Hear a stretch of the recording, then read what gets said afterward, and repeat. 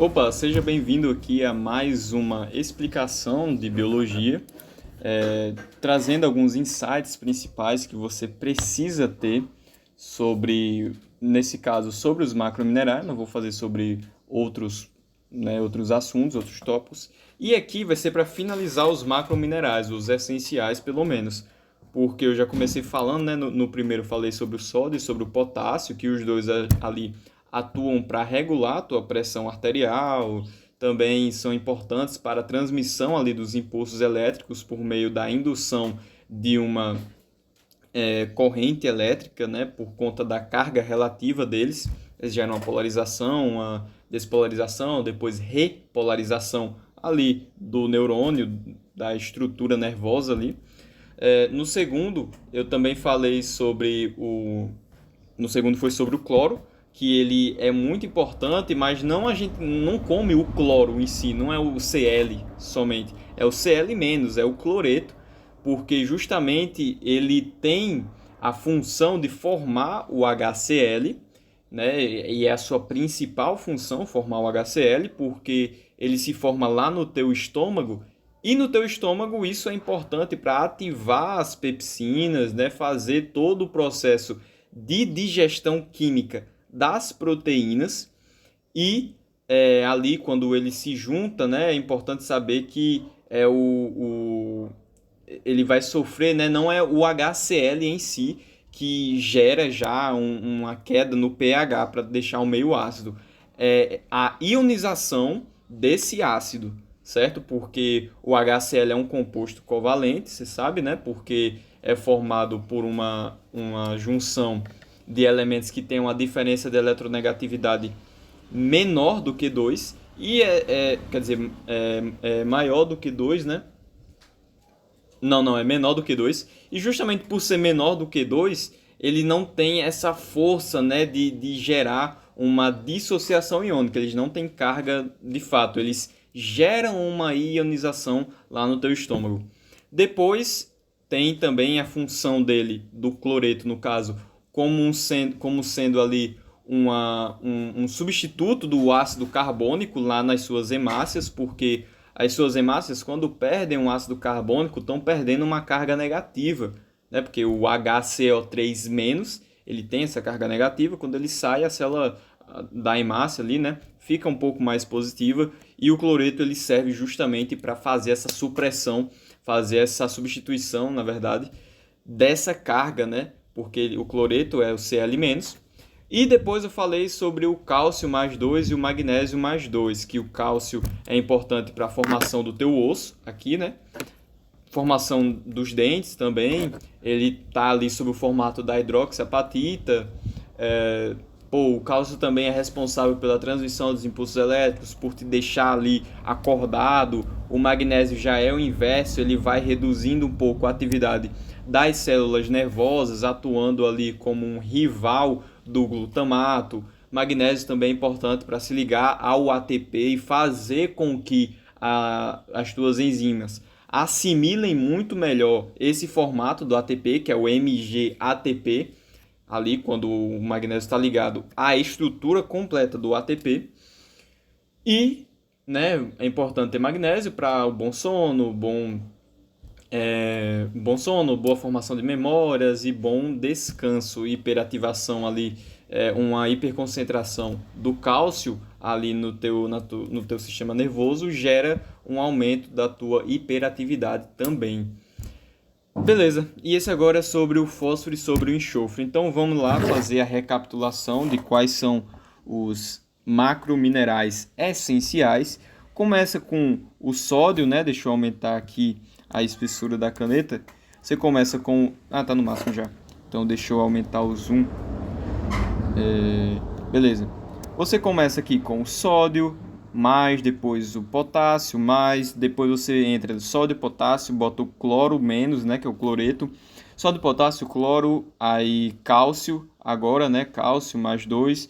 Depois você entra com enxofre aqui no meio, magnésio mais 2 e por fim você finaliza com o fósforo, que é justamente um dos elementos a ser analisados nessa revisão. Vamos lá, começar primeiro com o enxofre, que ele é bem interessante. Primeiramente, o enxofre, se você estudou ali biologia molecular, você sabe que as proteínas são formadas por aminoácidos. Só que nessas proteínas, nessa junção dos aminoácidos, existe ali uma ponte de sulfeto. Então, o que que é isso? Você tem aqui os aminoácidos juntos, né? Estão ligados aqui. E no meio dessa ligação existe algo desse tipo aqui, ó. Tem um enxofre e outro enxofre aqui, entendeu? E aí continuaria, né? Isso aqui não pode mais fazer. Isso aqui faz uma ligação ainda, né? Porque ele aguenta dois aqui elétrons. Então é isso aqui. É quando você tem nessa estrutura, né, no meio da ligação, dois sulfetos. Então qualquer coisa que tenha dois sulfetos, um ligado no outro e ainda se ligando ali a outras cadeias, você tem uma ponte de sulfeto. Isso aqui é essencial para manter ali a coesão dos elementos, também manter ali um certo grau de polaridade, manter isso aqui estável. Beleza. Isso aqui é importante para constituir as proteínas, né? Você sabe. E sem as proteínas, se você não consegue, se você tem uma deficiência de enxofre, você vai ter prejuízo na formação das proteínas. A ponte de sulfeto também está presente aqui no teu DNA. Então pensa que isso aqui é uma dupla fita e no meio dessa dupla fita tem algumas ligações que são sustentadas por pontes de sulfeto. Tá aqui a primeira importância do enxofre. Esse aqui é o mais básico, né? Se você não consegue gerar proteína, então você tem problema na constituição ali da tua membrana plasmática, porque justamente na tua membrana plasmática existem canais, proteínas transmembranosas, existem proteínas extrínsecas, intrínsecas, existem hormônios, inclusive à base de proteínas, são alguns. Existem proteínas constituindo ali teus anticorpos, proteínas constituindo teus músculos esqueléticos, teu músculo cardíaco, teu músculo ali estriado liso, que é ali o do teu intestino, né, normal. Enfim, tá aqui a vital importância das proteínas. E isso só pode existir essa função das proteínas se o enxofre também estiver presente. Perfeito. Só que isso aqui é o que é, né, básico, né? Dá para você saber isso aqui estudando a matéria de biologia molecular. Porém, existe uma função muito interessante do enxofre que está correlacionada com o teu sistema digestório e com o teu sistema ali, teu sistema excretor, né? Teu sistema digestório e teu sistema excretor, eu ia falar excretório. Então, como que isso acontece? Bem, no teu corpo, né? Então pensa que isso aqui é uma pessoa e aqui é todo o corpo dela, né? E eu vou desenhar o fígado, porque o enxofre está ligado a uma ação desintoxicante. Então você tem aqui o fígado, né? Tá aqui o fígado da pessoa. Você sabe que o fígado ele tem ação desintoxicante, mas por que não é o fígado em si que ele faz a desintoxicação? É o que tem nele. Dá no mesmo, né? Você dizer que o fígado tem ação desintoxicante ou dizer que o que tem dentro dele é que realiza a ação desintoxicante. É a mesma coisa que você dizer assim: o hospital tal salvou tantas pessoas. Não foi o hospital, foram as pessoas que constituem ali o hospital, mas nesse caso aqui dá no mesmo, né? Dizer que o fígado realiza a desintoxicação e dizer que outras coisas que compõem ele realiza a desintoxicação. Mas o que eu quis dizer, né, é que, inclusive, se a pessoa ela toma muito álcool, né, o fígado ele vai trabalhar muito, né, nessa ação desintoxicante, porque justamente não é nem ele em si que vai realizar a desintoxicação, é o que tem dentro dele, que são as suas células, né? Para a pessoa realizar para ele ser desintoxicante, nas suas células tem que ter alguma coisa que tem essa função, que cumpre essa função. Então aqui seria o teu DNA, né, da célula ali do fígado.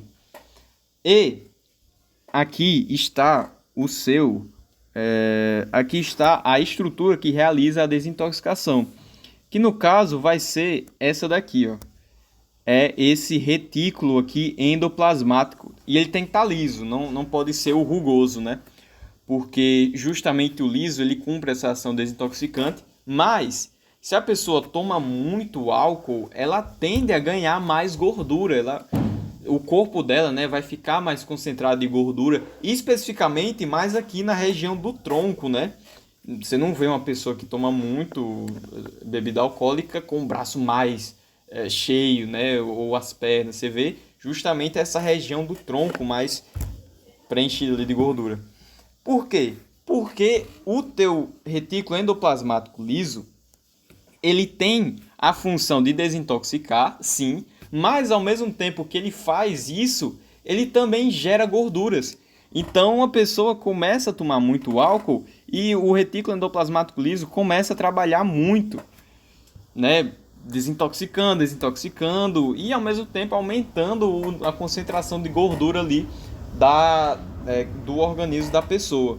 Ah, mas qual o problema disso, né? Por que se fala muito que as pessoas que tomam álcool, elas começam a ter problemas de pressão, principalmente?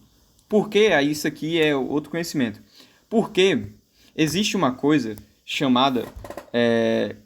a pessoa fala assim, né? Ah, entope as veias. Mas aí você tá bebendo álcool, né? Aí tá aqui a tua veia, né? Isso aqui é o teu vaso sanguíneo. Tá aqui, simplesmente começa a encher de gordura aqui porque você bebeu álcool? Não é assim que acontece. É porque quando você bebe álcool, né, teu corpo começa a trabalhar, ele começa a produzir sim gorduras, sendo que existe uma estrutura chamada colesterol. E o colesterol, ele não é ruim, naturalmente. Ele não é ruim. O colesterol tem, inclusive, aqui na tua membrana plasmática para conferir maior fluidez ali para a bicamada ali fosfolipídica. E existem 3 formas desse colesterol existir, e são uma delas que é prejudicial. Existe, por exemplo, o colesterol chamado colesterol, tem o colesterol HDL, tem o colesterol LDL e tem o colesterol VLDL. Quais são os ruins? Esse e esse. Esses dois eles são ruins. Por quê? Qual a função deles? Bem, a função do HDL, né, finge que esse cara aqui é o colesterol HDL. O HDL ele serve para levar gordura que você produziu, né? Ele leva alguns ácidos graxos, algumas coisinhas, né, para o teu fígado. Então ele leva lá para o teu fígado. Então esse aqui é o HDL. Ele leva a gordura em si lá para o fígado. Então pensa que o fígado está para essa direção. Ele vai, deposita aqui alguns ácidos graxos e o fígado começa a produzir começa a constituir, né, porque o lipídio ele é constituído por ácidos graxos, né? Então ele constitui ali um lipídio. Sendo que o LDL, ele serve para pegar o que o fígado produziu e levar na direção contrária. Então ele leva para as outras partes do teu corpo. Então ele tirar isso daqui, né? Ele pega aqui, finge que isso aqui é o que o fígado produziu. E o VLDL ele vai fazer com que isso daqui seja transportado para o seu corpo, né? O resto do teu corpo. Mas ele é muito ruim carregando isso daqui. Ele deixa cair muitos, né? Então caiu o primeiro no vaso sanguíneo e ele sai. Ele vai embora, ele não pega isso aqui, não limpa. Aí vai se acumulando, né? Ele vai fazer isso de novo, vai voltar e vai produzir isso aqui de novo. O que que acontece? Vai chegar uma hora que vai ficar muita gordura acumulada aqui. Então começa a acumular muita gordura aqui no teu vaso sanguíneo e ele começa a ficar entupido. Por quê? O teu sangue não consegue mais ser transportado naturalmente por aqui. Por quê? Tem um acúmulo de gordura, né? Justamente porque o álcool promoveu o aumento do LDL. Começou a aumentar o LDL porque teu fígado começou a produzir muita gordura e ele transportou ali lá para acabou depositando ali nas tuas artérias, né, ficando entupido. E o que isso tem a ver com a desintoxicação, com o papel do enxofre? É que quando o teu fígado ele vai desintoxicar alguma coisa, ele usa principalmente o enxofre como elemento desintoxicante também, né? Então ele utiliza ali o retículo endoplasmático liso, mas a forma com que ele realiza a mesma ação é usando o enxofre. Por quê? Existem algumas espécies tóxicas, né? Pensa aí, o álcool. O álcool é algo tóxico. Mas você acha que o teu corpo ele consegue eliminar naturalmente o álcool por meio da urina? Não, não consegue, porque o álcool ele é um composto que a gente chama de composto apolar. Então, o que é um composto apolar? É um composto que não tem polos, ou seja, ele não tem afinidade, não tem muita afinidade com a água, não gosta muito, né? Pô, o álcool é uma estrutura, né? Pensa aí, tem um carbono aqui, tem outro carbono aqui, e aí no meio disso daqui tem um OH no meio, né? E segue carbono, carbono, né? Então isso aqui é apolar, né? Isso aqui tem algum caráter polar? Tem. É claro que tem um caráter polar, porque justamente tem esse grupamento aqui, tem essa hidroxila. Mas em comparação com a água, né? A água é H2O. Isso aqui é muito mais polar do que o álcool. Por isso que o teu corpo ele tem dificuldade para excretar o álcool na tua urina. E o que o teu fígado vai fazer? Vai fazer com que ele seja excretado. Mas como? Transformando o álcool em uma substância mais polar. Como que ele faz isso? Tá aqui o álcool, né? Pensa que isso aqui é uma estrutura que tem um álcool, né? Deixa eu subir isso aqui. Isso aqui é uma estrutura que tem um álcool, tem uns hidrogênios aqui. É uma estrutura que tem um álcool, o teu corpo ele vai chegar e vai botar outro elemento aqui, ele vai ligar outro elemento nesse composto. Vai chegar e vai botar o enxofre, vai ligar dois enxofres aqui. Que não necessariamente dois enxofres, né? Mas ele bota o enxofre aqui. Para quê? Para que isso daqui agora se torne mais polar. O teu corpo poderia chegar aqui, poderia botar um oxigênio, né? Poderia chegar aqui e colocava um oxigênio, né? Tinha que fazer uma dupla aqui. Poderia também, mas ele chega e coloca um enxofre. Porque justamente o enxofre também confere esse caráter de polaridade. Os elétrons eles vão muito mais para o enxofre do que vão para o carbono, dando essa certa polaridade induzida, né? Porque polaridade é isso. Pensa que está aqui o carbono, né? O carbono ele gosta de um certo nível de elétrons, mas o enxofre ele gosta mais de elétrons. Ele é parecido com o oxigênio, por isso ele puxa os elétrons mais para ele, deixando essa espécime aqui mais polar. E aí a tua urina, né? A tua urina ela vai conseguir eliminar o álcool por conta disso. E outras espécies tóxicas, né? O teu rim vai conseguir absorver melhor, vai conseguir fazer isso muito melhor. Mas por que não pode deixar sem o enxofre? Por que não pode ser a estrutura polar mesmo? É somente porque se for algo polar, isso daqui vai ter uma facilidade muito maior de entrar nas tuas células, por exemplo. A tua célula ela tem uma bicamada lipídica, né? Então isso aqui é um fósforo, isso aqui quer dizer, isso aqui é uma cabeça polar, né, de fosfato. Aí tá aqui a ligação, que é predominantemente apolar.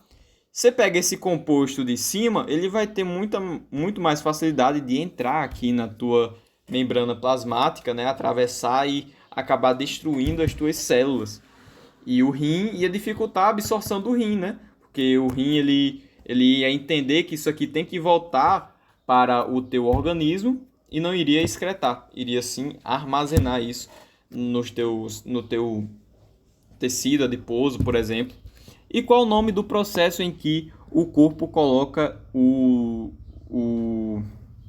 enxofre no composto, né? Que o fígado faz isso. É o processo chamado de sulfatação. Então tem a sulfatação. É o nome desse processo que ele faz. E aí pode ser também feito para justamente no processo da digestão também, né? Você faz isso para alguns alimentos que são polares, né? Algumas gorduras, para serem melhor digeridas. Tem esse processo, e aí eu ia falar de outra coisa também. Que era... Ah, beleza. Teus hormônios também, eles saem na urina, né? Então, quando o teu hormônio ali, ele fez a ação que ele deveria fazer, ele vai ser inativado, né? Deixa de cumprir ali sua função biológica e tem que sair pela tua urina. O que acontece? Tem alguns hormônios que eles são lipídicos, né? A maioria dos hormônios, eles são lipídicos. Por isso, eles vão passar por esse mesmo processo, né? Da sulfatação. Então, pensa aí, a noradrenalina, né? Tem a Tá muito estranho isso aqui. Pensa na noradrenalina. Então, tem a noradrenalina. Noradrenalina. Ela, né? Não está escrevendo aqui. Mas ela é responsável por te deixar mais agitado, né? Então, se levou um susto. Se levou um susto, vai ter muita noradrenalina aqui, vai aumentar os batimentos cardíacos, vai lhe deixar mais atencioso. E isso aqui depois vai passar. Mas isso precisa ser excretado pelo teu corpo, precisa ir embora. Tu não quer mais que isso aqui fique funcionando. E aí o teu corpo chega, né? O teu fígado chega, bota aqui enxofre nessa estrutura, né? Colocando enxofre nessa estrutura, que ela é predominantemente lipídica, predominantemente apolar, vai conseguir excretar com muito mais facilidade. E acabou, esse aqui é a função do enxofre. Agora entra na função do fosfato. Vou fazer isso aqui bem tranquilo. O fosforo, ele é encontrado no teu corpo, sob várias formas. O fosfato, ele forma, né, o ATP de vital importância. Ele forma ali a tua bicamada lipídica, né? Fazendo ali, servindo como um composto ali polar, né? Ele confere polaridade para a tua membrana plasmática. Ele também é encontrado ali sob o formato no teu próprio osso, né? Tem fosfato. Então, ele constitui o teu osso, né? O teu osso tá aqui. Como que ele constitui o meu osso? Bem, você tem que lembrar da fórmula, né? Você tem que lembrar da estrutura molecular da hidroxiapatita, que é o formato que teu corpo ele armazena o cálcio. Então, tem 10 aqui.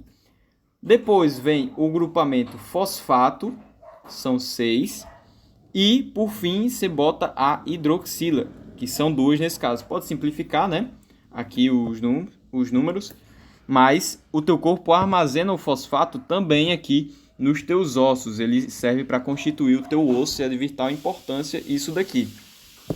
Bem, ok, essa é a função mais básica. Então, sem o fosfato, o teu corpo ele não consegue produzir ATP, já começa por aí. Sem fosfato, você tem prejuízo na formação dos teus ossos.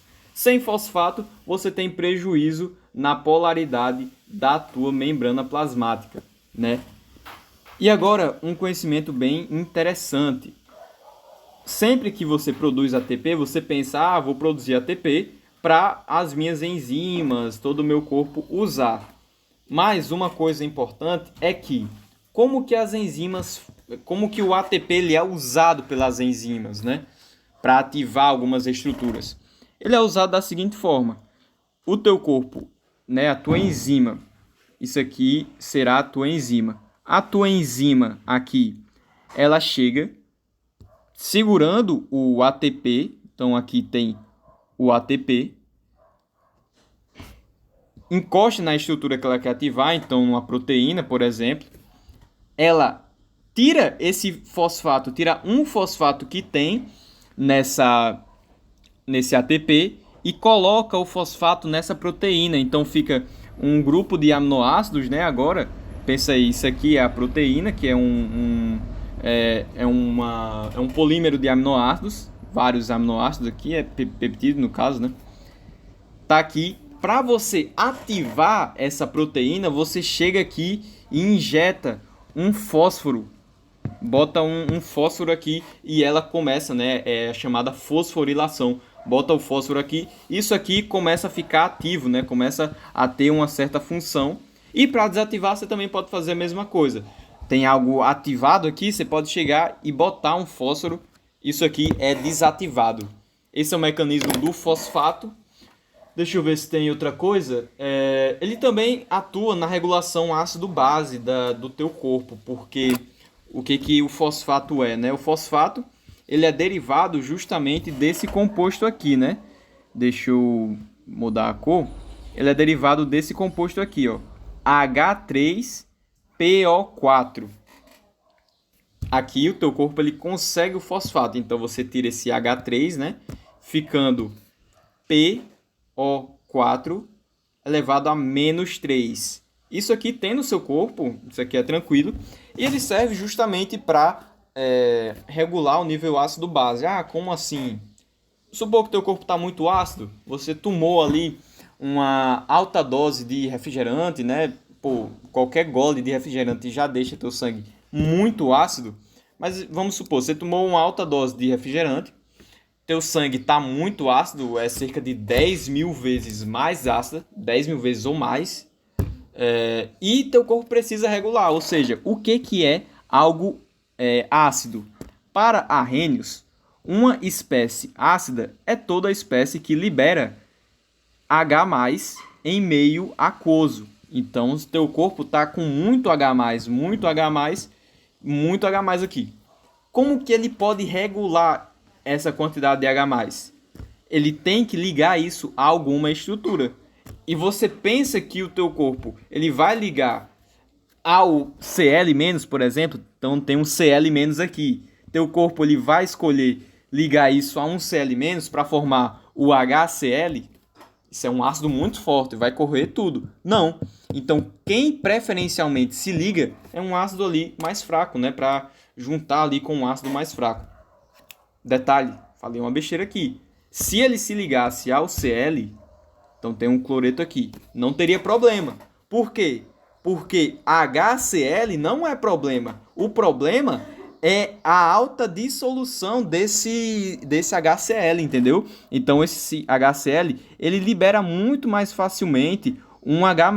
Então não teria problema formar HCl. O problema é ter muito HCl liberando esse H+. Então só um detalhe, poderia sim se ligar ao Cl-, tanto que o Cl- ele participa da regulação ácido-base. Mas o que eu ia falar?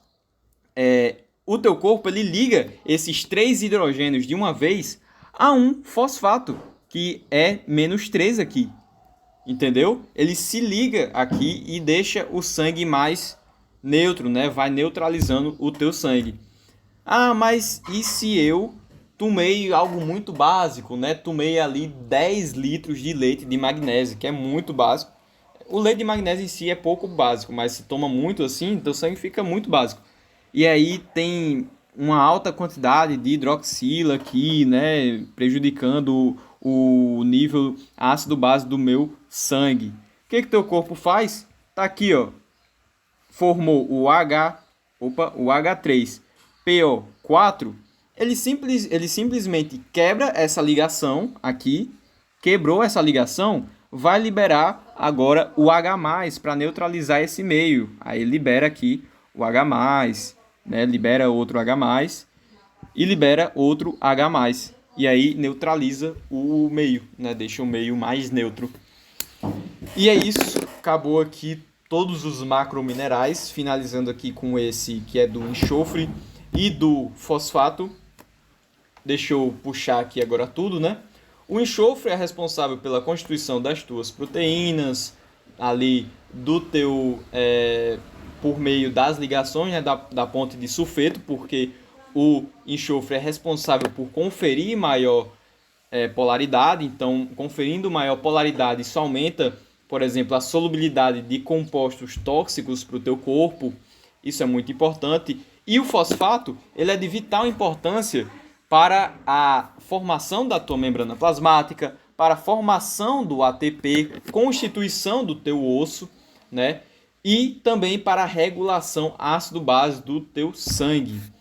Com isso, acabou todos os macrominerais. Espero que tenha sido produtivo essa aula. E só mais uma coisa, é muito difícil você ter deficiência de fosfato e de... Agora, esse aqui é um conhecimento bem interessante que eu ia esquecer de falar, que é sobre a forma de você ter deficiência de fosfato. É muito interessante mesmo.